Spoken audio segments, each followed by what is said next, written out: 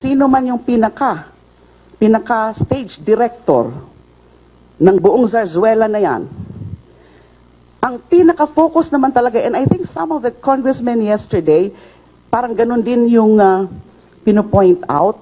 One or two of them were saying na this is supposed to be an inquiry in aid of legislation. And dapat, ang i-focus natin, yung mga kalakaran na yan ng droga sa loob ng bilibid para masolusyonan natin, because that's exactly the same problem that we were addressing. That's exactly the same situation we were addressing when I constituted that high-level interagency group, which culminated in the December 15, 2014 raid. Now, but what did we see? Dun sa mga so-called affidavits ng mga witnesses, of course, may kanya-kanya silang mga istorya. Some of those points perhaps are factual, yung mga kung anong mga kalakaran nila sa loob. Pero the central idea of all these affidavits, of all these testimonies, were really to pin me down. Although, mabait pa rin ng Diyos, dahil hindi naman talaga sila mapilit, o wala naman talaga sa kanila, not even one of them is able to say na diretso sa akin binibigay kung anuman yung mga pera na yan. Correct? So that's the situation. So iba-ibang motivation yan, and we are now trying to find out, because I have my own sources, kung ano talaga yung mga specific motivations for each of these witnesses coming out now. Paano nakumbinsi ng mga operators na ganyan ang gawin nila, na they are all ganging up on me. So that's the situation. And that's why I still maintain, and I beg your understanding, I beg your indulgence, na ganun pa rin ang stance ko ngayon, na hanggat marinig ko na muna lahat yung mga pwedeng sabihin ng lahat ng mga witnesses na yan, I don't want to be focusing, I don't want to be saying things muna on the specific allegations or accusations being mouthed by these witnesses. But at this point, meron lang akong ilang-ilang punto lang na which I think deserve immediate response. Not yung mga mga so-called witnesses, the convicts, whoever else, former an NBI official, etc. Kundi yung punto lang na rinaise ni General Magalong. But before that, medyo break lang tayo ng konti. I just remembered. I told you, media, that I've been receiving a lot of harassing, intimidating texts from this number. Kasi ito ang numero that the committee had so recklessly allowed to be publicly disclosed in the course of the inquiry the other day. I told you about it. I issued a statement in respect to that. Tuloy, hindi ko na magamit itong numero na to. Halos wala nang pumapasok na mga legitimate na mga text. Puro na lang mga pambabastos. Puro na lang mga pananakot. And even calls, non-stop. Although halos wala naman akong sinasagot, kasi kapag hindi ko naman kilala ang numero, hindi ko talaga sinasagot. Pero the fact na non-stop, lalo na nung isang gabi, I'm sure galing talaga sa mga kampo na yan. I mean, these are, by the nature of the text, by the nature of the messages, this could only come from these trawlers and from the Duterte fanatics.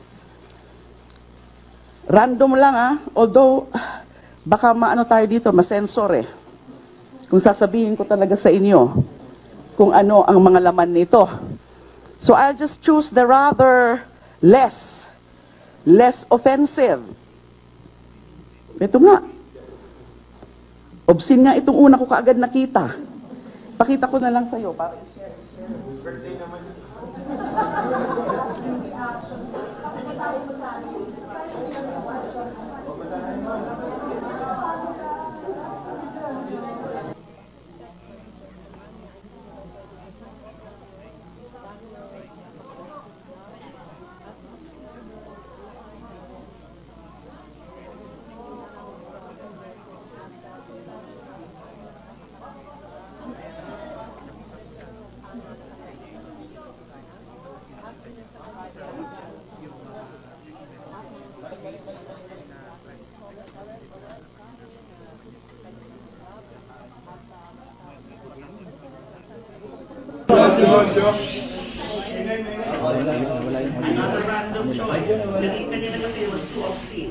Ang kapal sa mukha mo, maiyak ka, magbasa ka sa net, at try mo tao, galit na sa'yo. Cuddler, immoral, pangit.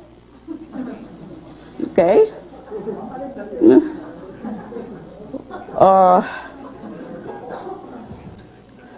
Hoy, delimaw.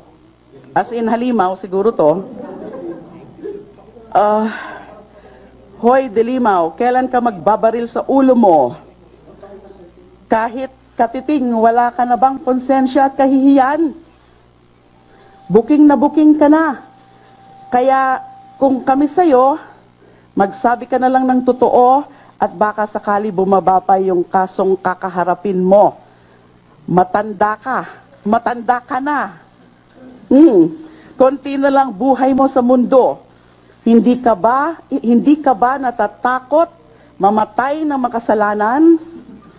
Pera lang kung pati sa impyerno gusto mo mapunta. That's just a random choice. Although, kasi hindi ko naman talaga binabasa na lahat. Kayo ba naman maka-receive ng almost 2,000 of such texts? Baka nabuwang na po kayo. Ikaw pala ang isa sa mga salot sa Pilipinas. Umamin ka na. Mahiya ka, uy. Ang dami pa, ang dami. Samples lang, no? I can probably show this to some of you.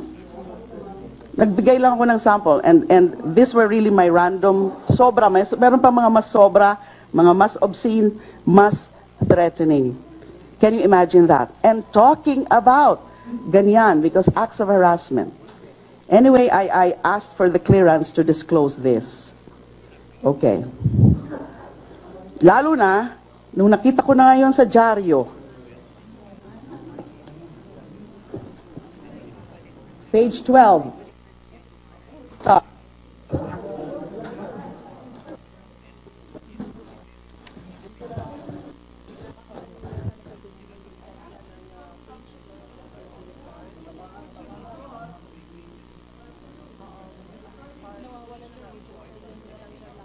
Other papers. Ito lang kasi nakita ko ngayon. DOJ reverses ruling on Marcelino drug case. Bakit ko sinasabi ito? Bakit ko ito pino-point out? So ngayon ito, this is Philstar, page 12, reporting na yung dating desisyon ng DOJ which dismissed the case against Colonel Marcelino, reverse. And naka-report pa nga dito na of course, initially, the hunting prosecutor recommended the dismissal for insufficiency of evidence. Now, he is being charged again. And there is a quotation here from a certain Chief Superintendent Antonio Garjola, former chief of AIDG, said the DOJ resolution comes as a relief for the lawmen going after drug offenders. The PNP Anti-Illegal Drugs Group welcomed the reversal of the DOJ ruling. And there is a quote attributed to Chief Superintendent Antonio Garjola saying, "Whoever they are, even active members of the PNP and armed forces and the government, as long as you are involved in drugs, they should be caught, certainly." And then Chief Inspector Roque Merdia, former chief of the AIDG, said they are hoping the Manila court will soon issue warrants of arrest against the two. In a matter of time, we are just waiting for the issuance of warrant of arrest by the court, and after they are considered wanted. So after dismissing the case for insufficiency of evidence, the DOJ suddenly reversed it. What is the relevance of that to what I'm going to reveal to you? I asked the permission of the one who forwarded the text to me from Marcelino. The texts were sent to this other cell phone of mine. Kasi halos hindi ko na nga ito gagamitin eh. Sisirain ko na to. Pinipreserve ko lang yung mga messages for whatever purpose it may serve. Okay. Hindi ibig sabihin. Don't take it literally. Alright. Now, but I got messages from a common acquaintance. You know, for his protection, I cannot reveal who he is. But I got 2 messages from my source forwarding. So it's really forwarding. Messages from Lieutenant Colonel Marcelino. The first one was received by our common acquaintance July 19, 2016. The second one, fairly recent, was received September 5, 2016. Messages lang ito na finorward ng aking source from Lieutenant Colonel Marcelino. Ang laman po, ganito. This is verbatim. A message I got from Lieutenant Colonel Marcelino. This is the July 19, 2016 message. Mista, good PM. Magpasalamat lang sana ako sa lahat ng tulong at efforts mo for me habang ako ay nasa kulungan. I can never thank you enough, Mista. Hindi pa ako masyado makagalaw at labas ngayon dahil ang daming gusto kumatay sa akin, Bok. Di ko pa din mapuntahan si Senator LD, obviously referring to me, Laila de Lima, LD. Kasi ginagawan kami ng mga fabricated stories. There are also some groups who is trying to convince me to speak against her. But rest assured na hindi ako pa pagagamit sa kanila, Mista. Not only because I really appreciated and forever indebted sa inyo ni Ma'am, but because the people deserve no less than the truth and justice. With my little knowledge and brief encounter with her, I never doubted whatsoever her integrity, Mista. Magpasalamat din sana ako sa kanya personally when everything settles down. Ingat lagi and maraming salamat uli, Mista. That was July 19. The more recent message, a shorter one, na pinorward ulit sa akin ng source ko, September 5, 2016. So the message from my source, I got a message from Lieutenant Colonel Marcelino, quote, Mista, pressures against me are mounting, and they would even reopen my case. But rest assured that I will never give in to them, Mista. Please tell Senator L to keep faith and be strong. I want people to know that these things are happening now. Meron pa rin iba akong mga ibang alam. Hindi lang ako nakakakuha pa ng clearance from them kung pwede ko na rin i-disclose sa inyo. Through our common acquaintance kanina, nung nabasa ko nga po itong media report na ito, when I woke up this morning, na-reverse na yung kaso against Colonel Marcelino, I immediately texted our common acquaintance and asked him, can I seek the permission of Colonel Marcelino to disclose what he texted to me, or what he forwarded through you to me? Messages. And sumagot naman yung common acquaintance namin na pwede daw. Although out of reach by anyone ngayon siya, apparently because siguro nalaman na niya to, na mag-i-issue na sila ng warrants of arrest. He is secretly, privately communicating with me po. That's the situation now. As I said, meron pa hong ilang mga similar cases. They have been accessing certain personalities. Yung mga alam nila na dati kong mga nakakatrabaho. Why I think your question would be, why kaya ina-access si Colonel Marcelino at pinipilit siya to testify against me? He was part of the interagency as a representative of ISAF. I think it was one of those disclosed by General Magalong yesterday. Correct? If you review yung kahapon ni General Magalong. Kasi Kasi, some of the intel na mga nag-gather namin noon in the course of the interagency came from Colonel Marcelino. Of course, we have other sources. And another thing which was confirmed by General Magalong was, diba, when he first approached me, may nakita siyang parang diagram o parang ano. That's proof na even before sumama sa amin si General Magalong and offered to also participate because meron siyang sariling oplan, we were already starting all of this, that we were already discussing the situation in Bilibid. And when we say we, kami na nasa DOJ, meaning DOJ, when I say DOJ,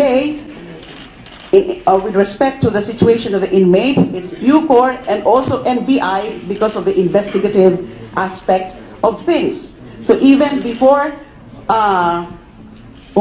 dumulog sa akin si General Magalong and also shared yung mga nakuha nilang mga information about the goings on in the Bilibid, dati na rin po namin yan pinag-uusapan, dati na rin po namin yan pinaplano. It is an interagency operation. Now, on the point na during the final implementation of the raid, hindi nakasali si General Magalong and his group, CIDG. May explanation po dyan. Although let me make it clear na hindi po accurate yung parang nagiging impression na naging echapwera yung PNP. I think nasabi rin yan ni General Magalong na during the final implementation, aside from NBI, aside from Bucor, and then PIDEA, although yung mga use of K9, PNP was involved. NCRPO and other select units of PNP plus SAP. Nakalimutan lang banggitin ni General Magalong kahapon na may SAP. But I remember he mentioned select units of PNP and NCRPO. So, it's not true that PNP was out of the operations simply because CIDG under General Magalong then ay finally hindi kasama. But the whole operation, ang lead agency was still DOJ through NBI and Bucor. And that is one of the reasons kung bakit ultimately hindi ko ma-adopt yung pinopropose ni General Magalong na oplan na he said something about volunteering to be ground commander. I could not do that, especially when I discussed it already with kina Villasanta and also Bukayo. Na since this Bucor is under DOJ, kailangan ang lead is really DOJ through Bucor and NBI. So kung ang magli-lead is PNP, hindi po naging acceptable yan kina General Bukayo. Yung pong sinasabi ni General Magalong na one time he was approached by Villasanta and Bukayo na ayaw, wag niyong ituloy ang raid and then can you arrange a meeting with I'm not very sure about that. I don't know that. In the first place, I doubt about that. Pwede bang i-arrange to meet with SOJ? Why would he? I mean, he can meet me. He can talk to me anytime. And we did talk. We did meet many times because he was the Bucor director. So why all of a sudden he would say, i-schedule mo nga ako, he could very well go directly to me. So I'm not sure about that statement of General Magalong, much less yung sinasabi niya na kinausap siya at sasabihin na wag na lang mag-raid. Because in the final implementation of the raid, nandun siyempre yung Bucor component. Although the real lead unit in the entire raid was NBI. As personally, led or supervised by me. So that is the what I can remember. Yes.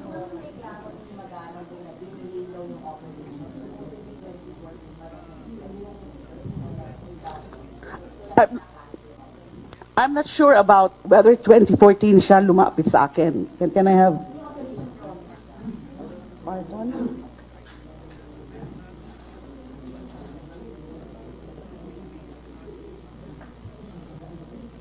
What did you say again?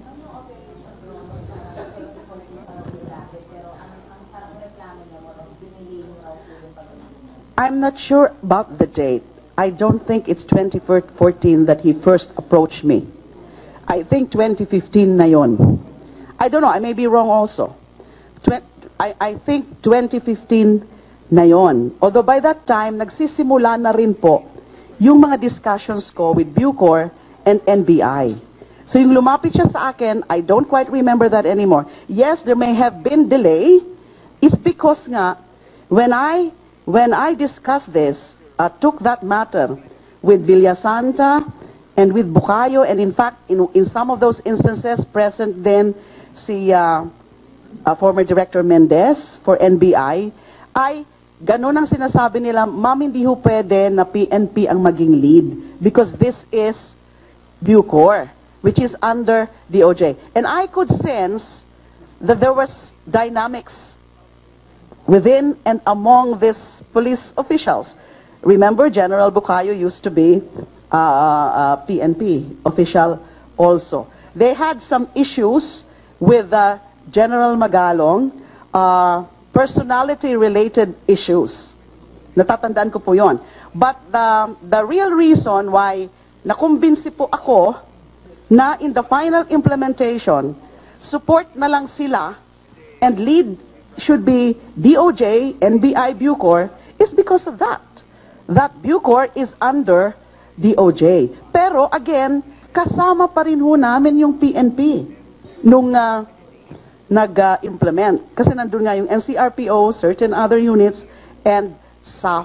Meron pa ngang mga snipers from SAF. So they were involved as support. Yes.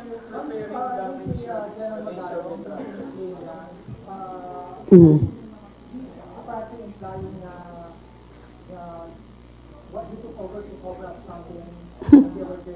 That's why I decided to speak to you now. That's why nothing like that's quite an outrageous insinuation. That's why I felt I have to react right away. Hindi ko na yan isasama dun sa sinasabi ko sa inyong, I'll just explain later. I had to react because what I've been reading and hearing, there are very unfair, unfounded insinuations. Na may insinuations na, what? Ano yun? Pakitang tao na lang yon o hausyaw na lang yon or what? Dahil may tinatago. General Magalong himself, remember, admitted that it was a very successful raid. And I can tell you that. It was a very successful raid at walang mga ganyan na mga furies. Yes. Yes.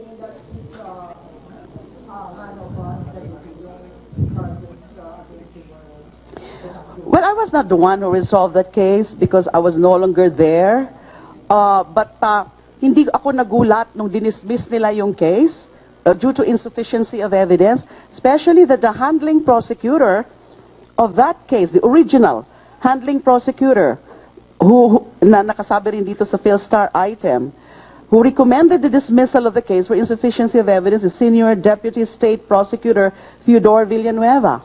He's a good, straight, very competent prosecutor. Among the more competent prosecutors, state prosecutors in the DOJ. And he's finding no probable cause, insufficiency of evidence, and therefore dismissal. And now here we are, biglang reverse. I'm not passing judgment on the correctness of the legal action. No? Ano bang totoo dyan? Ano ba ang tama dyan? I-dismiss ba o filean ba ng kaso? But look at the circumstances. I have no reason to doubt what was forwarded to me from Colonel Marcelino, na iniipit siya para ituro whatever it is na ano ang ituturo nila sa akin, as I've said, there are several other instances, personalities na ginaganon nila. Yes. I will address that later. Gusto ko na munang pakinggan lahat yung mga testimonies na yan ng mga so-called witnesses, lalo na alam nyo, you know, of course, I was also watching yesterday. Since all of these alleged witnesses pumupuntirya kay JB Sebastian, I wouldn't be surprised anymore na he would also testify. I have, basta ganun ang aking ano. Something about it was the government assets, Yes. Yes. I cannot elaborate on that. That's why my advice to the House Committee, if they are willing to take that advice, but I think they invited also sila Villasanta, Bukayo. Yes, I would urge them to invite them. Although I would not know kung how, you know, yung pagdi-disclose nila ng mga operational details.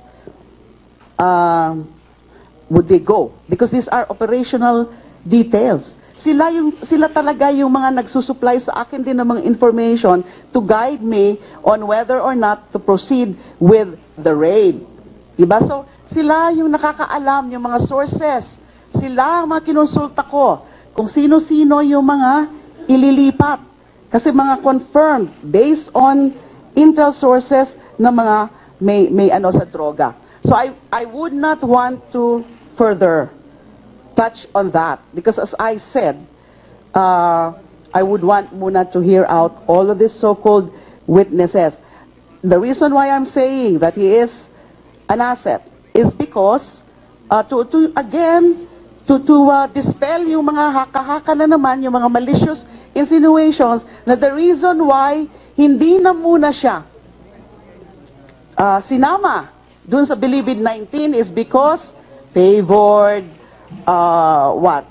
protektado, and then lalo na yung insinuation na yan na siya ang kumukolekta ng pera para sa akin or what. Let him address that. If he wants to testify, let him address that.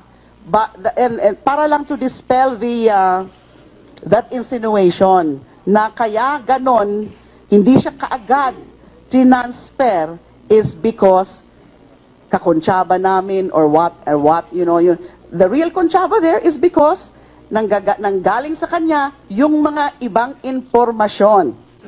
And the Bilibid 19, alam siguro nila yan. Baka patayin. But eventually, nung linipat na sila sa Bilibid 14, I was still being advised na wag na muna talaga siyang isama because of that. But sabi ko, no, we should include him. Kasi nagiging issue. May mga naririnig ako ng mga kung ano-ano.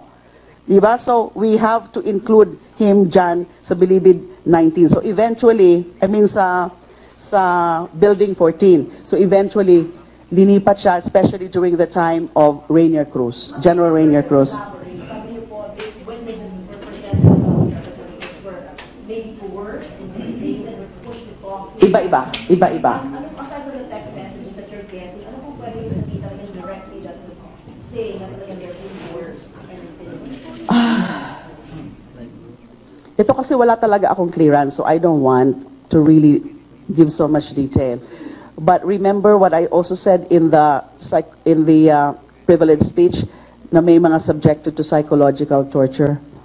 I know of a validated case na ganun.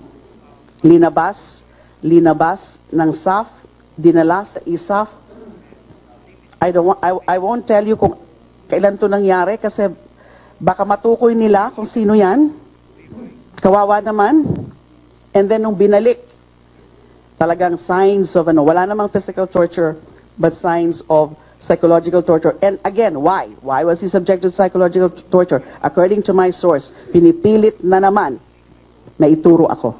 Are you taking legal action against your defense? Yeah, I'm contemplating on this. In fact, sa dami kasi ng mga nangyayari ngayon, and then itong ginagawa sa akin na panggigipit, araw-araw tumitindi yung paggigipit sa akin, I hardly have time and energy anymore to be thinking about myself and to be thinking about my next moves. But certainly, I'm mulling over several legal actions.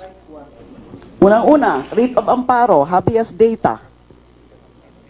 I'm now a subject of persecution, and I'm no longer safe. I don't feel safe. The truth is, I'm not safe. Can I rely on the regular authorities in government? Can I rely now on PNP for my security? Can I rely now on NBI as my security? I mean, I'm referring to the institutions themselves. Can I rely on the AFP, again as an institution, to give me security? Alam niyo po siguro sagot dyan. So what is my choice? They're violating my rights. Right to security. Right to privacy.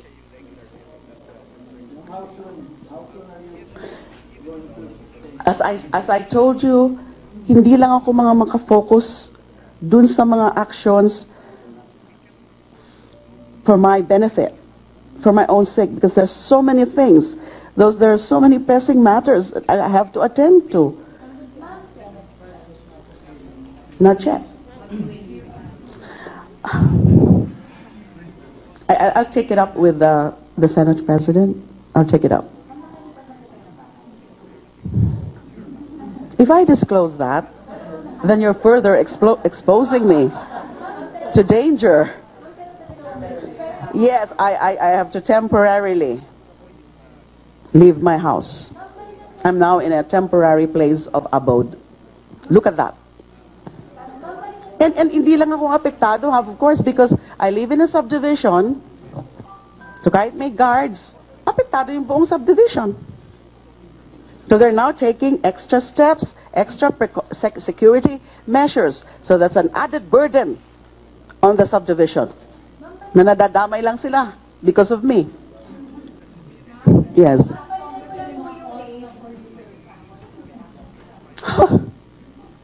Should I? Ako ang ginigipit nila sa mga walang katuturan ng mga akusasyon nila, and then ako ang magre-resign.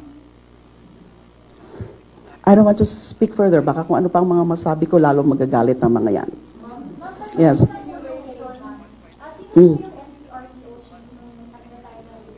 I forgot already. Hindi nga, because may issues kasi, dynamics. Yun ang impression ko kina General Bukayo. May issues sila related to the personality of General Magalong, and then apparently may dynamics, and therefore PNP was still part, wag lang yung grupo ni General Magalong. Let General Bukayo, let Villasanta respond to that. I don't think so. Hindi pa ata. Di ba recent lang? I really don't know kung sino yung NCRPO noon. We can check it out. Yes.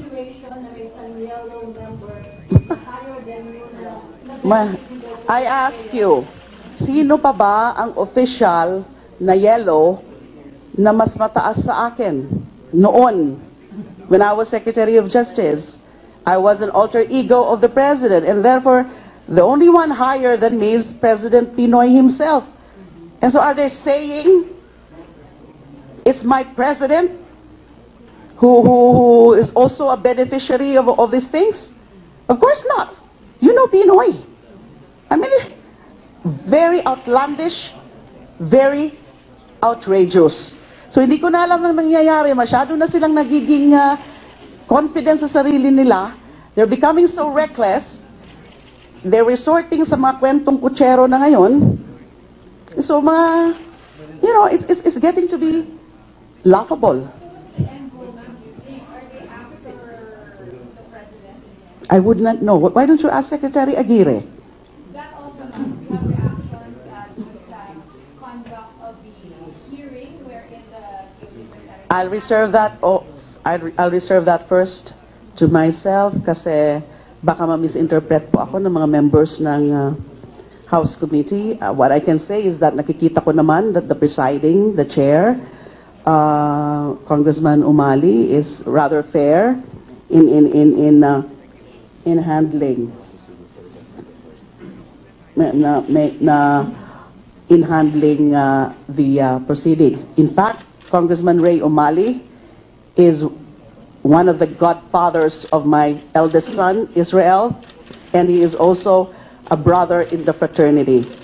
Pero hindi ko siyempre siya kinakausap ngayon purposely para wala akong masabi ang iba. I'm letting